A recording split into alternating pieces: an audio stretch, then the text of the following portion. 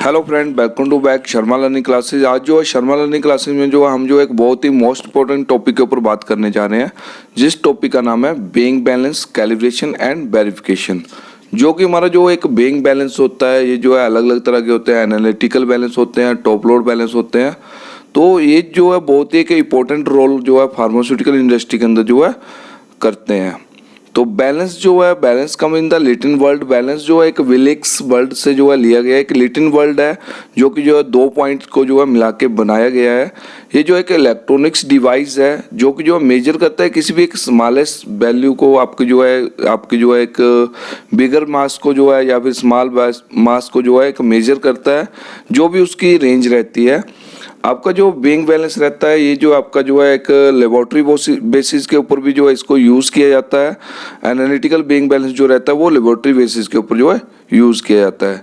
ये जो है कनेक्टिंग फोर्स के ऊपर जो है वर्क करता है, आपका जो है क्रिएट करता है कि कंपेयर द नॉन मास की जो एक फोर्स रहती है उसको जो एक मेजर करके जो है आपको जो है बताता है। उसी को जो हम क्या बोलते हैं, बेइंग बैलेंस बोलते हैं, जो कि जो आपको बहुत ही एक मोस्ट इंपॉर्टेंट टॉपिक है।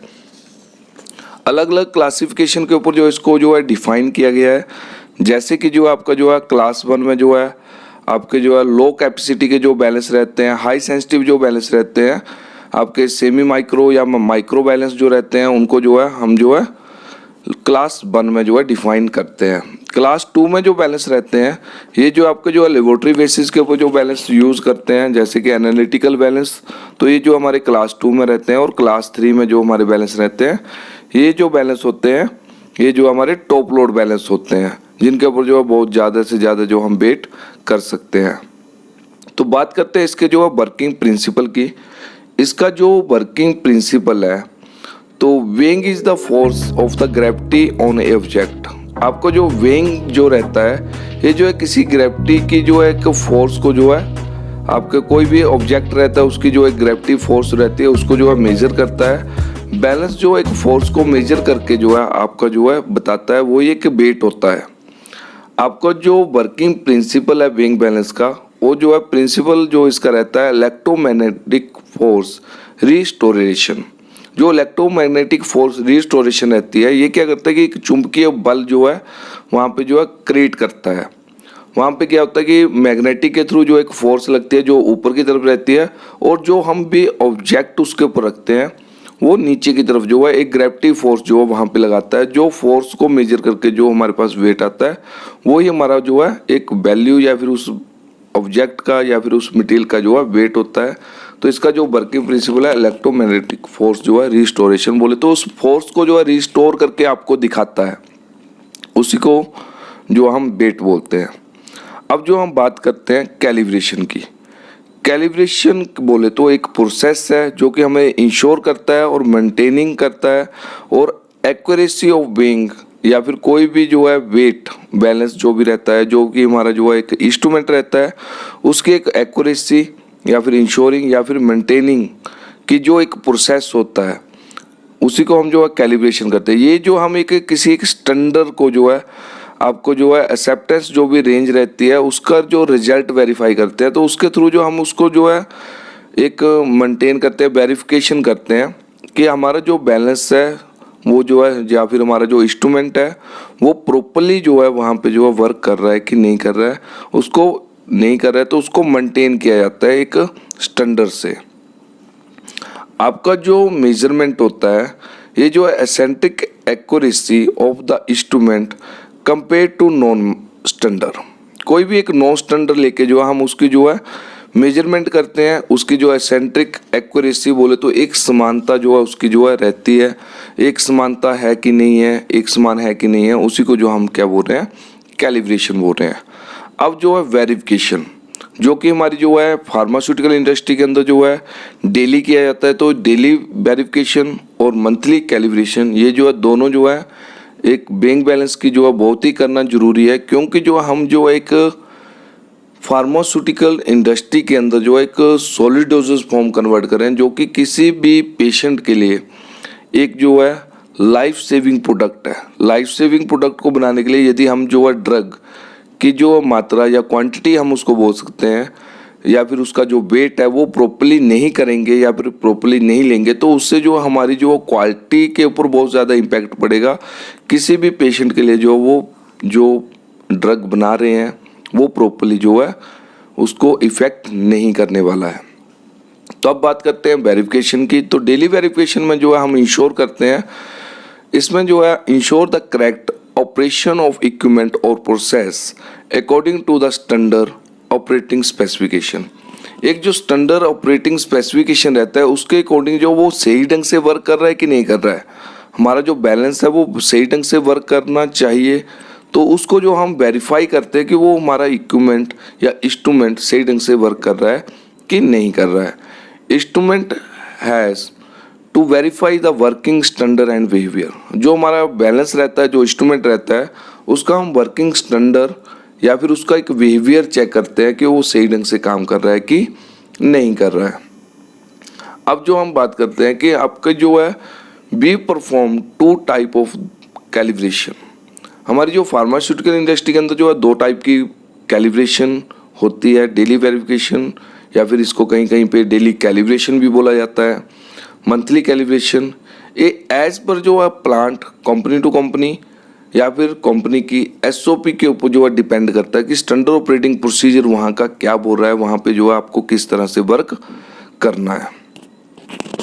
अभी हम बात करते हैं लिस्ट काउंट की। तो list count the smallest value that can be measure by the measuring instrument is called its list count. आपका जो बैलेंस है उसमें सबसे कम बोले तो जब भी आप वेट रखेंगे तो उसमें सबसे छोटी वैल्यू क्या आ रही है जो वो मेजर कर रहा है, तो उसी को हम क्या बोल रहे हैं, लिस्ट काउंट बोल रहे हैं। अब उसके बाद जो हम बात करें कैपेसिटी की, तो कैपेसिटी बोले तो the weighing capacity is measure maximum mass on the balance. आपका जो बैलेंस है उसमें सबसे ज़्यादा है या मैक्सिमम कितना वेट कर सकते हैं उसी को हम क्या बोल रहे हैं, कैपेसिटी बोलते हैं। ये जो है फिक्स की होती है आपकी डिस्प्ले के ऊपर, हर एक बैलेंस के ऊपर लिखी होती है। जो इसको बनाता है जिसको हम मैन्युफैक्चर बोलते हैं या फिर वेंडर बोलते हैं, जो हमें सप्लाई करके दे रहा है या फिर जो उसको बना रहा है तो वो उसको फिक्स करके देता है। तो ये जो है इसको हम क्या बोल रहे हैं, कैपेसिटी। कैपेसिटी बोले तो सबसे ज़्यादा वेट कितना कर सकते हैं, 60 kg बोले तो आपका 60 kg उसका मैक्सिमम जो है उसकी कैपेसिटी है, क्षमता है। तो उसमें जितना हम सबसे ज़्यादा से ज़्यादा वेट कर सकते हैं उसी को हम बोल रहे हैं कैपेसिटी। देन उसके बाद हम बात करते हैं ऑपरेटिंग रेंज की। ऑपरेटिंग रेंज सिंपली हम समझे तो उसकी एक रेंज होती है, बोले तो हम इतने के अंदर जो हम उसको वेट कर सकते हैं। कोई भी एक वेट लेंगे तो हम कितने वेट जो है उसके अंदर कर सकते हैं। तो ऑपरेटिंग रेंज बोले तो आपका जो है वेइंग बैलेंस जो रहता है, weighing range of the weighing minimum weight and maximum weight, कम से कम वेट और ज़्यादा से ज़्यादा वेट कितना कर सकते हैं उस बैलेंस के ऊपर, उसी को हम क्या बोल रहे हैं, ऑपरेटिंग रेंज। बोले तो उसको ऑपरेशन या फिर उसको यूज़ कहाँ से कहाँ तक कर सकते हैं, ये डिसाइड करता है प्लांट की एसओपी। हर एक कंपनी की जो है एसओपी इसको जो है डिसाइड करती है। देन फिर जो है after performance of the qualification, उस बैलेंस की एक परफॉर्मेंस जो है वेरिफिकेशन की जाती है, क्वालिफाई किया जाता है, उसके अकॉर्डिंग जो है हम जो है करते हैं। किसी कंपनी में जो है लो लिमिट जो है 1% अकॉर्डिंग टू कैपेसिटी बैलेंस का लिया जाता है। अपर लिमिट जो ली जाती है, मैक्सिमम जो लिमिट ली जाती है, मैक्सिमम जो हम वेट कर सकते हैं बैलेंस के ऊपर, कैपेसिटी का 80%। यदि उसकी कैपेसिटी जो है मान लो किसी एक बैलेंस की जो है 60 kg है, तो 60 kg का जो है यदि 1% निकालेंगे तो 600 ग्राम जो हम उसके ऊपर वेट कर सकते हैं कम से कम, और ज़्यादा से ज़्यादा 80% बोले तो 48 kg हम उसके अंदर जो है वेट कर सकते हैं। ये जो है आपका डिसाइड करता है कि आपका जो लोड सेल होते हैं, it's only protect the load cell from the damage in the various from the plant to plant. जो है ये वेरी करता है आपके जो है कि कंपनी के अंदर जो किस तरह से जो उसको ऑपरेट करना है। अब हम बात करते हैं कि point two remember during handling of balance. जब भी आप फार्मास्यूटिकल इंडस्ट्री के अंदर जो है या फिर कहीं पे भी बैलेंस को यूज़ कर रहे हैं तो वहाँ पे जो है आपको जो है बहुत सारी जो चीज़ें रहती हैं उनको ध्यान रखना है। तो सबसे पहले पॉइंट जो रहता है हमारा जो बैलेंस जो है क्लीन होना चाहिए। उसका जो है प्लेटफॉर्म जो है वो जो है ऑपरेशन करने से पहले जो है आपको क्लीन करना है या फिर क्लीन होना चाहिए। आपको जो है पावर सप्लाई स्विच ऑन करनी है और बैलेंस को थोड़ी देर के लिए बार मैप होने के लिए जो है छोड़ देना है। 5 से 10 मिनट के लिए जो उसको बार मैप टाइम देना है, क्योंकि कोई भी इलेक्ट्रिकल सप्लाई जो है थोड़ी स्टेबल होने के लिए जो है टाइम लेती है। बैलेंस की जो लोकेशन है वो एक सॉलिड बेंच के ऊपर जो है एंटी वाइब्रेशन टेबल के ऊपर होनी चाहिए। सॉलिड बोले तो एकदम ठोस जगह होनी चाहिए और एंटी वाइब्रेशन जो है टेबल होना चाहिए जो कि वाइब्रेशन को प्रोड्यूस ना होने दे, क्योंकि हमारी कंपनी के अंदर जो है हर एक कंपनी के अंदर जो है बहुत सारी जो है हैवी मशीनरीज जो वर्क करती है, तो वहाँ पे जो वाइब्रेशन बहुत लाइट से लाइट भी प्रोड्यूस हो सकती है। यदि आपका बैलेंस जो है एंटी वाइब्रेशन टेबल के ऊपर नहीं है तो उससे क्या होगा कि आपका जो वेट है वो प्रॉपर्ली नहीं दिखाएगा, आपकी जो डिस्प्ले है वो फ्लक्चुएट होती रहेगी।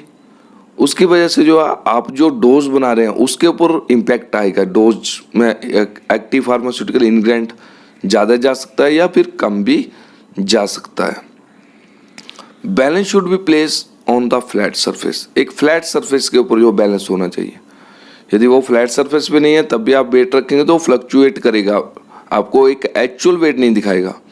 उसका स्प्रिट लेवल जो है वो सेंटर में होना चाहिए। उसका जो लेवल है वो प्रॉपरली बराबर होना चाहिए, वो भी देखना है। लोकेशन जो है बैलेंस की जो है जहाँ पे रखा है वो एयर से फ्री होना चाहिए, वहाँ पे एयर फ्लो नहीं होना चाहिए। आपका जो बैलेंस है वो किसी भी हॉट सरफेस के नियर में नहीं होना चाहिए, हॉट सरफेस के पास में नहीं होना चाहिए, ये भी आपको देखना है। आपका एरिया में, आपके जिस एरिया में वर्क कर रहे हैं तो वहाँ पे जो है temperature, RH, relative humidity, pressure, ये तीनों चीज़ें जो हम वहाँ पे जो कंट्रोल करते हैं तो वो भी जो है वहाँ पे कंट्रोल होनी चाहिए। यदि इनमें से कोई भी चीज़ जो है डिस्टर्ब होती है, टेम्परेचर बढ़ता है, ह्यूमिडिटी बढ़ती है, प्रेशर बढ़ता है, तो वो भी हमारे जो है वेट के ऊपर जो है आपका जो है डिफरेंस दिखा सकता है, हो सकता है, मे बी चांस बन सकते हैं। आपका जो बैलेंस है should not be placed near in the equipment which the produce the magnetic field, या फिर मैग्नेट, कोई भी मैग्नेट जो है चुंबक उसके पास में नहीं होना चाहिए बैलेंस। और नंबर्स जो है ऐसे इक्विपमेंट के पास नहीं होना चाहिए जहाँ पे जो है मैग्नेटिक फील्ड या फिर जो है मैग्नेट हो, तो उससे भी जो है फ्लक्चुएशन आ सकती है। Before using ensure that the balance should be calibrated. जब भी आप बैलेंस को यूज़ कर रहे हैं तो आपका जो बैलेंस है वो क्या होना चाहिए, कैलिब्रेटेड होना चाहिए। बोले तो उसकी कैलिब्रेशन हुई होनी चाहिए। ऐसा नहीं कि वो कैलिब्रेटेड नहीं है और आप वहाँ पे वर्क कर रहे हैं तो वो चीज़ वहाँ पे नहीं होनी चाहिए। नेक्स्ट जो है उसके बाद जो हम बात करें तो जो आपका सर्टिफाइड स्टैंडर्ड वेट जो आपको वही यूज़ करना है। तो आपको जो है कंपनी के अंदर जो है एक स्टैंडर्ड सर्टिफाइड स्टैंडर्ड वेट रहते हैं, उसी को जो आपको यूज़ करना है। Silica gel should be keeped in inside balance chamber और the inside of the weighing balance box. जिसके अंदर आपने स्टैंडर्ड वेट रखे हैं या फिर जो आपका बैलेंस है उसके चैम्बर में आपको सिलिका जेल रखनी है कि आपका जो बेइंग बैलेंस है वो मॉइस्चर ना ऑब्जर्व कर ले। यदि मॉइस्चर ऑब्जर्व कर लेगा तो उसकी वजह से भी जो आपकी जो है फ्लक्चुएशन आ सकती है। पैन या फिर platform should be empty and door should be close.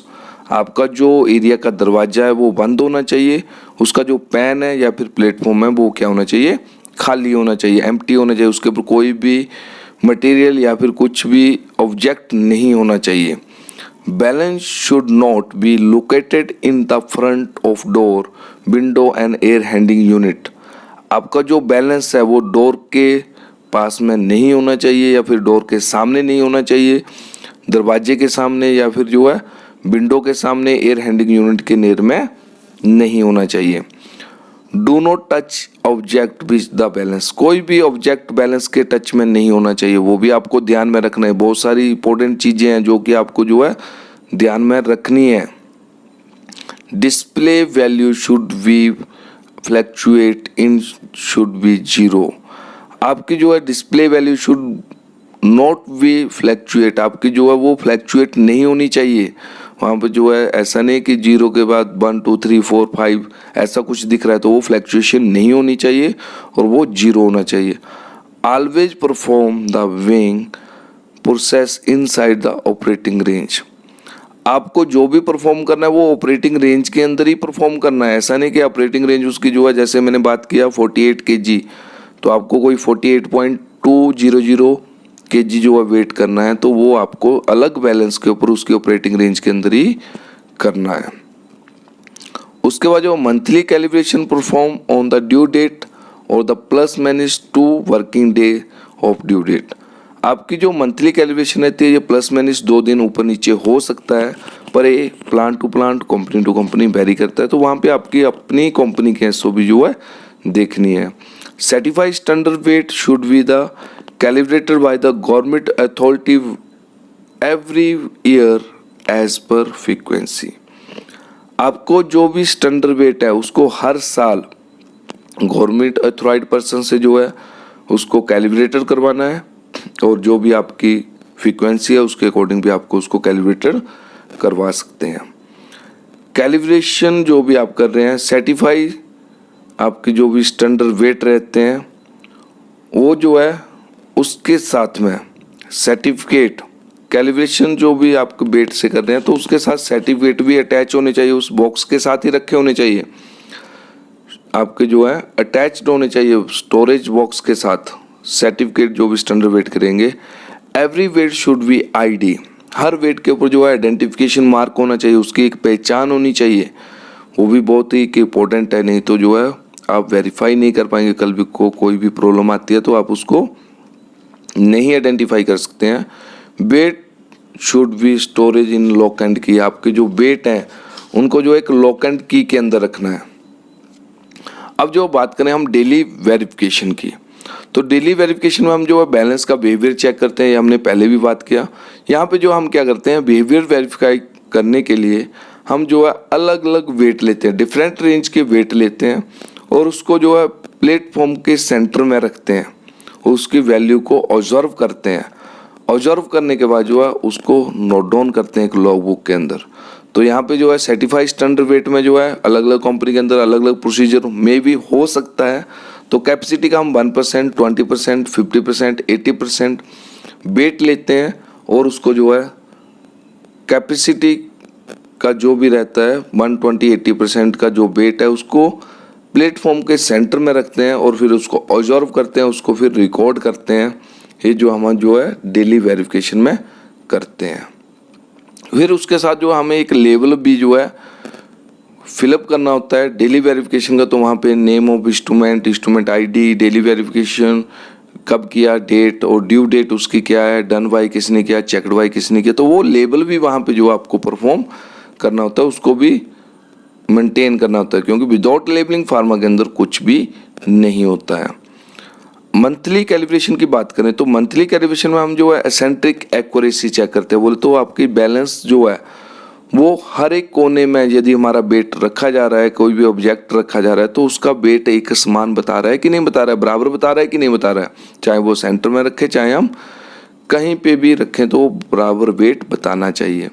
तो यहाँ पे जो हम जो है डिफरेंट लोकेशन के ऊपर जो है एक स्टैंडर्ड वेट को, आपको सेम वेट को जो है सेम रेंज का जो वेट रहता है उसको जो है रखते हैं अलग अलग लोकेशन के ऊपर और फिर उसको ऑब्जर्व करते हैं। तो हमारी जो है अलग अलग लोकेशन रहती है, तो यहाँ पे जो हम जो है एक कैपेसिटी का जो है सर्टिफाइड जो स्टैंडर्ड वेट रहते हैं उसको हम 50% लेते हैं, कैपेसिटी का 50% वेट लेंगे, उसको जो है left upper corner, left lower corner, right upper corner, right lower corner और मिडिल में जो है 5 लोकेशन के ऊपर जो उसको जो है वेट को रखते हैं और उसको ऑब्जर्व करते हैं और उसको फिर उसके बाद रिकॉर्ड करते हैं।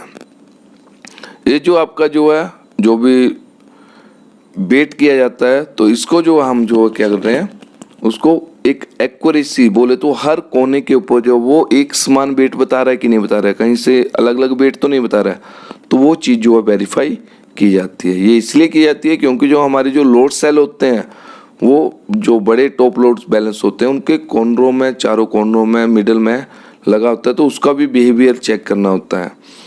और भी अलग तरह की जो है कैलिब्रेशन होती है, जैसे कि जो है इंटरनल कैलिब्रेशन, एक्सटर्नल कैलिब्रेशन, तो वो जो है अकॉर्डिंग टू कंपनी SOP के अकॉर्डिंग जो है होती है। अब हम जो है कैलिब्रेशन जो है परफॉर्म कैसे करते हैं, चाहे वो डेली हो चाहे मंथली हो। तो सबसे पहले जो हमें जो है उसकी क्लीनिंग परफॉर्म करनी है, बैलेंस का जो भी सराउंडिंग एरिया है, बैलेंस है, वो जो हमें क्लीन करना है। देन फिर उसके बाद जो है हमें जो है उसका जो है पावर सप्लाई ऑन करना है, इलेक्ट्रिक सप्लाई ऑन करनी है और 5 से 10 मिनट के लिए जो उसको वार्म अप होने के लिए छोड़ देना है। उसकी वैल्यू जो है वहाँ पे डिस्प्ले के ऊपर 00 शो होनी चाहिए। देन फिर उसके बाद जो है हमारा जो बैलेंस है वो जो है एक सूटेबल लोकेशन के ऊपर होना चाहिए, वो भी देखना है। एंटी वाइब्रेशन टेबल के ऊपर होना चाहिए और उसका जो है स्प्रिट लेवल आपको जो है वेरीफाई करना है, वो एक फ्लैट सरफेस के ऊपर भी होना चाहिए। उसके बाद जो है हम जो है वेरीफाई करते हैं, परफॉर्म करते हैं आपका जो है वेरिफिकेशन डेली या मंथली। तो वहाँ पे जो है आपको जो है वेरीफाई करना है calibration as per the certified standard weight लेने हैं एंड रिकॉर्ड करना है उसकी जो रीडिंग है एक लॉग बुक के अंदर और उसको अपडेट करते रहना है। जैसे कि हमने जो है डेली कैलिब्रेशन में बोला 1%, 20, 80, 50% वेट लेना है कैपेसिटी का, उसको सेंटर में रख के वेट करके उसको देखना है। उसके बाद जो है यदि हम मंथली की बात करें तो हमें अकॉर्डिंग टू 50% जो है कैपेसिटी का वेट लेना है और उसको अलग अलग लोकेशन पे रख के देखना है, उसको रखना है। If the balance note show actual reading और एक्सेप्टेंस लिमिट देन आपको जो है डू नॉट यूज बैलेंस। यदि आपका बैलेंस जो है वो एक्चुअल रीडिंग नहीं बता रहा है, जो आप रख रहे हैं वेट वो नहीं बता रहा है, उसके एक्सेप्टेंस लिमिट के अंदर नहीं आ रहा है, तो आपको उसको यूज़ नहीं करना है। आपको उसको लेवल अपडेट कर देना है कि ये जो बैलेंस है ये कैलिब्रेटेड नहीं है, आउट ऑफ कैलिब्रेशन है, वो वहाँ पे लेवल अपडेट कर देना है और इंटीमेट करना है अपने बॉस को, इंचार्ज को। देन फिर जो आपको जो है इंजीनियरिंग को भी इंटीमेशन करना होता है। इंजीनियरिंग उसको रिडेंटिफिकेशन करेगा, उसको रिडेंटिफाई करेगा। रिडेंटिफिकेशन करने के बाद जो है वो फिर से आपको कैलिब्रेशन करना है। अब जो बात करते हैं हम इसकी फ्रीक्वेंसी की, तो हमें कब कब बैलेंस की कैलिब्रेशन करनी है।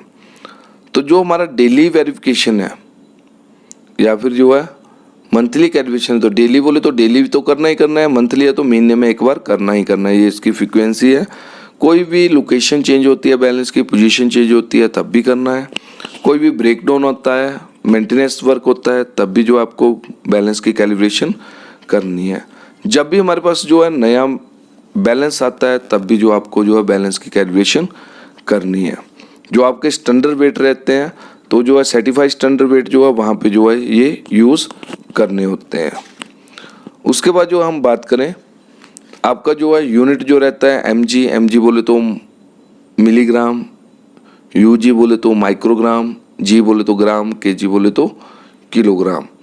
1 kg में सभी को पता है जैसे कि 100 ग्राम होते हैं और 1 ग्राम में 1000 मिलीग्राम और 1 मिलीग्राम में 1000 माइक्रोग्राम।